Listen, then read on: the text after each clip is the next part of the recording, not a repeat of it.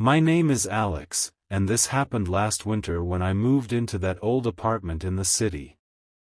It was cheap, too cheap, really, but I needed a fresh start after the breakup.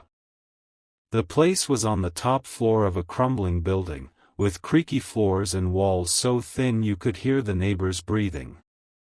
The first night, I unpacked late. Around midnight, I went to the bathroom to brush my teeth. The mirror was one of those antique ones, framed in tarnished gold, probably left by the previous tenant. As I stared at my reflection, tired eyes, messy hair, I noticed something off. My reflection blinked a second after I did.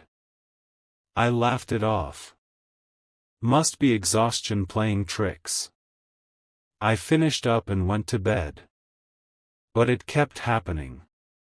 Every time I looked in that mirror, there was a delay. Not much, half a second, maybe, but enough to make my skin crawl. I'd smile, and the reflection would smile back, late. I'd tilt my head, and it would follow, like an echo. By the third day, I started avoiding the bathroom. I'd brush my teeth in the kitchen sink, wash my face over the tub. But one evening, after a long shift at work, I forgot. I splashed water on my face and looked up. This time, the reflection didn't move at all when I did. It just stared back, eyes wider than mine, with a small, knowing smile. I froze. "What the hell?" I whispered. The reflection mouthed the words back, but slower. And then it said something I didn't. "I've been waiting." I backed out of the room, heart pounding, and slammed the door. That night, I slept with the lights on. The next morning, I told myself it was a hallucination. Stress, maybe. Lack of sleep. I even researched online, mirror lag delusion or something. Nothing helpful. But curiosity got the better of me.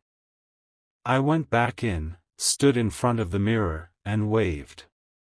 The reflection waved too, but it added something.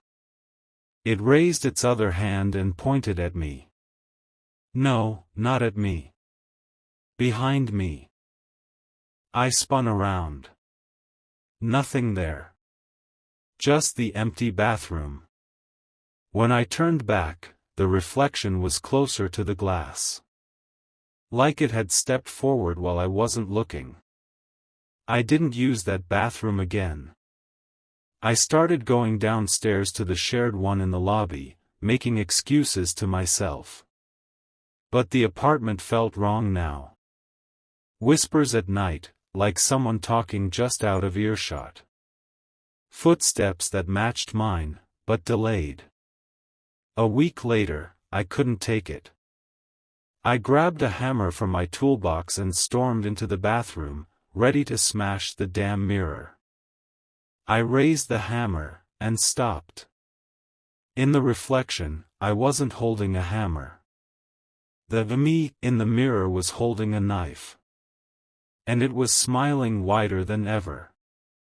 It lunged forward, not me, but the reflection, pressing its hand against the inside of the glass.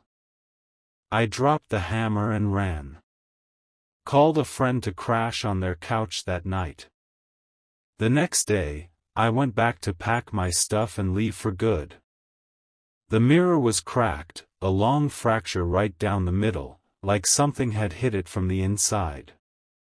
And in the shards, I saw pieces of my reflection, still moving. Still watching.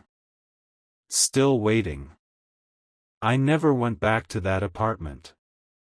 But sometimes, late at night, when I catch my reflection in a window or a phone screen, there's that delay again. Just half a second. But it's getting shorter. What if one day, it catches up? The end.